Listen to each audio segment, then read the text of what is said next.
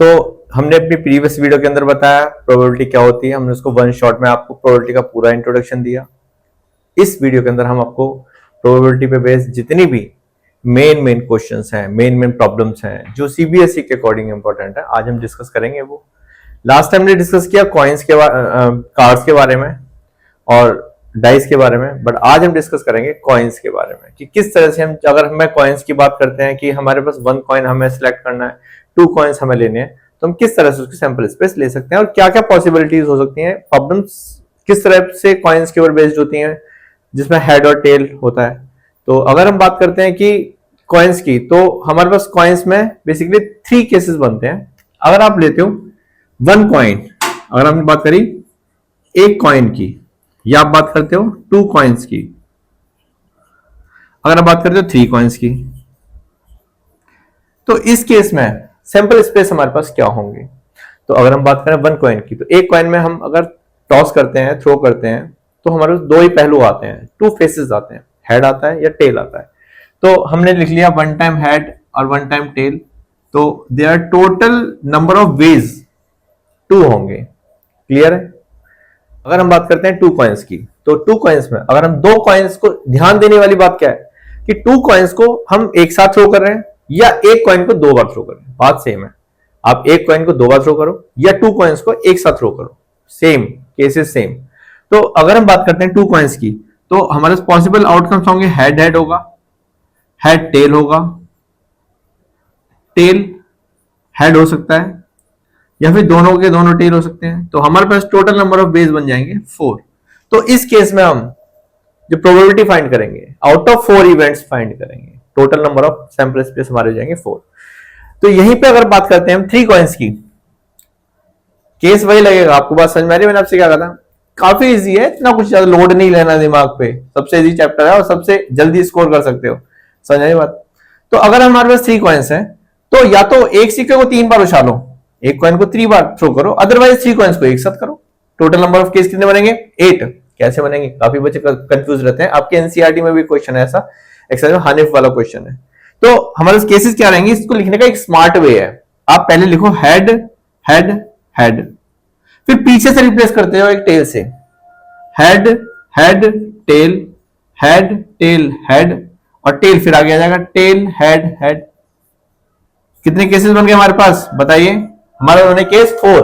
हम बात करते हैं दोबारा से, अगर हमारे टेल टेल टेल आता है तो हम रिप्लेस करेंगे tail tail head, tail head tail, या फिर tail sorry head tail tail. तो इस तरह से हमारे पास ये टोटल केसेस कितने बनते हैं? 1 2 3 4 5 6 7 8। तो we are having 8 possible cases. तो अगर हम हमारे पास बात करते हैं कि हमें 3 कॉइन्स अगर हम टॉस कर रहे हैं, तो कितने केसेस बनेंगे? हमारे पास बनेंगे 3 केसेस। तो इसके बेस पे हम क्वेश्चन सॉल्व करेंगे। तो इस तरह से हमने टोटल सैंपल स्पेस केस लेने। अगर हमारे 1 कॉइन है तो टोटल 2 बनेंगे, 2 कॉइन्स है तो 4, और 3 कॉइन्स है तो 8 सैंपल स्पेस बनेंगे।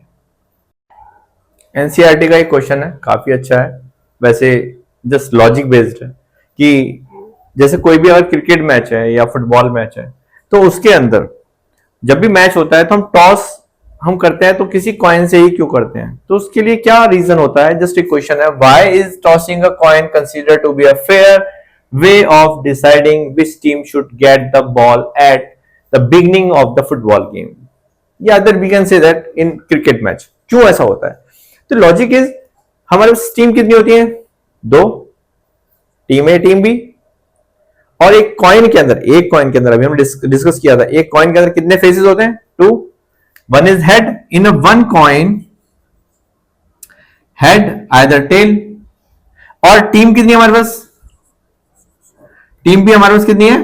ए टीम या बी टीम। अगर आप बात करें 2 टीम की, अगर जहां जिस गेम के अंदर 2 टीम्स की बात करेंगे, team A team B, Australia India, India Pakistan, कोई सा भी हो, अगर 2 टीम की बात हो रही है ना, तो सिर्फ हम एक कॉइन के केस ही लेके चलेंगे, बिकॉज ये फेयर सिलेक्शन होता है, फेयर डिसीजन होता है कि हेड आया टेल आया। This is called probability. NCERT का क्वेश्चन है, काफी अच्छा क्वेश्चन है, जिसमें एक क्वेश्चन, अब मैंने पूरी स्टेटमेंट नहीं लिखी है, कभी शॉर्ट में थोड़ा सा, एक पर्सन है हनीफ नाम है उसका, उसने एक सिक्के को 3 टाइम्स टॉस किया, एक सिक्के को, अ कॉइन इज टॉस 3 टाइम्स, 1 2 3, और हमने डिस्कस किया था कि अगर एक सिक्के को, एक कॉइन को 3 टाइम्स टॉस करते हैं तो टोटल वेज बनते हैं 8। और वो वेज कौन से बनते हैं हमारे पास, मैंने डिस्कस किया था, head head head, head head tail, head tail head, tail head head, either tail tail tail, tail tail head, tail head tail, head tail tail. तो आप देख सकते हो कितने केसेस बने, 1 2 3 4 5 6 7 8, which we discussed in our previous clip. अब देखिए उसने क्या क्या बोला, a person Hanif win, Hanif जीत जाएगा, कब जीतेगा, if all tosses are same, अगर सारे टॉसेस का रिजल्ट सेम है। तो ऐसा सिर्फ इस केस में है और इस केस में है, जो सारे टॉसेस का रिजल्ट सेम है, तो probability of Hanif win 2/8, 2/8 that is 1/4। Second question है लूज अदरवाइज, और इसके अलावा वो गेम हार जाएगा। तो probability of Hanif lose the game, कितने बचे, 1 2 3 4 5 6, 6/8, तो उसके जीतने की प्रोबेबिलिटी 1/4, हारने की प्रोबेबिलिटी 3/4। ये क्वेश्चन हमारा है 1 कॉइन के ऊपर based. Find the probability of getting a head when a coin is tossed, when is coin is tossed once, अगर हम उस कॉइन को एक बार टॉस करते हैं तो। आप देखिए मैंने 2 बार लिखा है, when a coin is tossed, when a coin is tossed, ताकि हमें इस बात पे वजन देना है, when a coin is tossed, जब हमने एक कॉइन को टॉस किया तब उसकी प्रोबेबिलिटी क्या, एक कॉइन को टॉस किया तो हेड आने की प्रोबेबिलिटी क्या होगी। अब देखिए टोटल नंबर ऑफ आउटकम्स कितने होंगे, बताया था आपको मैंने, हेड या टेल, तो 2 टोटल नंबर ऑफ आउटकम्स हो गए। अगर हम बात करते हैं हेड आने की, उसके अंदर एक हेड है, तो probability of getting head will be, कितने हेड है इसके अंदर, एक, तो 1, टोटल नंबर ऑफ आउटकम्स 2, तो आंसर इज 1/2। काफी इजी क्वेश्चन है, 1 मार्कर में आ जाता है, पूछ सकता है सीबीएसई में। सिमिलरली अगर मैं बात करता हूं probability of getting tail, that is 1/2। तो इस तरह से अगर हमने आपको एक फॉर्मूला बताया था, क्या, probability of event plus probability of not of event 1 होता है। अगर आपके पास हेड आने की प्रोबेबिलिटी आप इससे फाइंड कर सकते हो, ना आने की, हेड नहीं आएगा तो क्या आएगा, टेल आएगा, तो हम ये फॉर्मूला भी अप्लाई कर सकते हैं सेकंड केस के लिए। I think it is clear. Now एक प्रॉब्लम है बेस्ड ऑन कार्ड्स, तो क्वेश्चन एनसीईआरटी का ही है, एनसीईआरटी के अंदर काफी अच्छे क्वेश्चन हैं, ऐसी बात नहीं है। अगर हमने 5 कार्ड्स को डिस्कस करना है, हमें डिस्कस करना है सिर्फ 5 कार्ड्स, कौन से, 10 Q K J A। अब ध्यान रखो 52 से कंफ्यूज नहीं होना है, 52 से कंफ्यूज नहीं होना है। कितने कार्ड्स की बात कर रहा है वो, 5 कार्ड्स की बात कर रहा है। उसने बोला है कि अब हमारी दुनिया सिर्फ यही है, 5 कार्ड से ऊपर में जाना ही नहीं है। उसने बता दिया इस क्वेश्चन के लिए सिर्फ 5 कार्ड की ही बात करनी है, 5 ही कार्ड है हमारे पास। 5 कार्ड्स कौन से, 10 Q K J A। तो इस केस में प्रोबेबिलिटी ऑफ क्वीन क्या होगी, हम करते हैं इसको सॉल्व। प्रोबेबिलिटी ऑफ क्वीन की अगर हम बात करते हैं, इसके अंदर कितनी क्वींस हैं, 1, तो 1, दिस इज ए 1 क्वीन, 1/, में total 1 2 3 4 5, answer is 5, that is 1/5 answer है। केस 2 के अंदर 2 केसेस बनते हैं। केस ए क्या हमारा, प्रोबेबिलिटी ऑफ एस। अब जो इसने बोला हमसे कि जो हमने पहले वाले केस में रानी निकाली थी, क्वीन, उस क्वीन को निकाल के हमने साइड में रख दिया, अब इसके अंदर क्वीन नहीं है, तो प्रोबेबिलिटी ऑफ एस क्या होगी, एस कितने इसके अंदर, 1, और टोटल कार्ड कितने हैं, क्योंकि रानी को तो हमने साइड में रख दिया, रानी का काम हो गया खत्म, रानी हो गई मैच से आउट, तो अब रानी गई बाहर। तो अब कितने केस बने, 1 2 3 4, 1/4, वेरी गुड।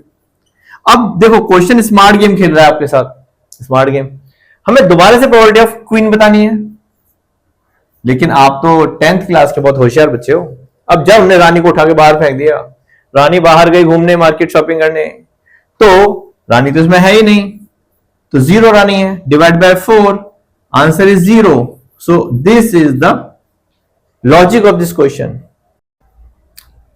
काफी इजी क्वेश्चन है, सीबीएसई में पूछा जाने वाला एमसीक्यू 1 मार्क पर। Which can not be the probability, कौन प्रोबेबिलिटी नहीं हो सकता है इसमें से। अगर आपको याद हो तो हमने डिस्कस किया था कि प्रोबेबिलिटी के कुछ रूल्स होते हैं। तो क्या रूल्स होते हैं कि प्रोबेबिलिटी जो है वो 1 से बड़ी नहीं हो सकती और 0 से छोटी नहीं हो सकती। अब हम इसी फॉर्मूले को, इसी थ्योरम को, इसी चीज को हम अप्लाई करेंगे यहां पे, सिर्फ इसी पार्ट। तो हम स्टार्ट करते हैं। ये नंबर हमारा 0 से छोटा है, नेगेटिव है, और वो हमारा होना नहीं चाहिए। मैंने क्या बताया था, कोई भी अगर प्रोबेबिलिटी का कोई भी आंसर 0 से छोटा है, प्रोबेबिलिटी नहीं होगा, तो this is not the probability. क्या पता आगे भी ना हो, कुछ चेक करने में क्या जा रहा है, चेक कर लेते हैं। 2/3 आपको एक कंडीशन और बताई थी मैंने, numerator can be less than और इक्वल टू डिनोमिनेटर। जब न्यूमरेटर छोटा है, डिनोमिनेटर बड़ा है, तो ये भी प्रोबेबिलिटी हमारी है। अब बात आती है 15% की, तो आप कहोगे सर 15% तो बड़ा है ना, 15 बड़ा है, 15। आप तो उतना ही सोचोगे, आपने परसेंट देखना नहीं है, आपसे 15% बड़ा है। तो 15% को अगर हम लिखते हैं तो 15 डिवाइड बाय 100, इट मीन 0.15। ये भी छोटा हो गया ना 1 से, इट मीन ये भी प्रोबेबिलिटी है। अब बात करते हैं 0.7, तो 1 से छोटा है, 0 से बड़ा है। तो कहने का मतलब है कि हमारा -1 ही एक ऐसा नंबर है जो प्रोबेबिलिटी नहीं है। इस तरह से काफी इजी क्वेश्चन था। तो जो आपको भी हमने थ्योरी में कराया वन शॉट वीडियो के अंदर, आप सब वही रूल्स, वही सब कुछ फॉलो करना है। काफी इजी चैप्टर है, पूरा फोकस करो इस पे। तो अब एक और एग्जांपल लेते हैं, which can not be the probability. अभी बताया था आपको हमने, रूल्स वही हमारा अप्लाई होगा, सिंपल, ठंडे दिमाग से, रिलैक्स होके, काम होके समझना है। Probability can not be more than 1 less than 0 is equal to हो सकता है। अगर हम बात करते हैं 3/4 प्रोबेबिलिटी है, न्यूमरेटर छोटा है डिनोमिनेटर से, -4 प्रोबेबिलिटी नहीं है, नेगेटिव में है। 5/3 अगर ध्यान नहीं दोगे तो फंस जाओगे, न्यूमरेटर बड़ा है डिनोमिनेटर से, आंसर आएगा 1 पॉइंट कुछ, तो प्रोबेबिलिटी नहीं है। 1.7 प्रोबेबिलिटी नहीं है। तो इसके अंदर हमारे 3 ऑप्शंस क्या है जो प्रोबेबिलिटी नहीं है। क्लियर। तो इसके बाद आप समझ गए होंगे 1 मार्क्स के क्वेश्चन कैसे आते हैं इसमें प्रोबेबिलिटी में। तो ये था हमारा कि which one is not the probability.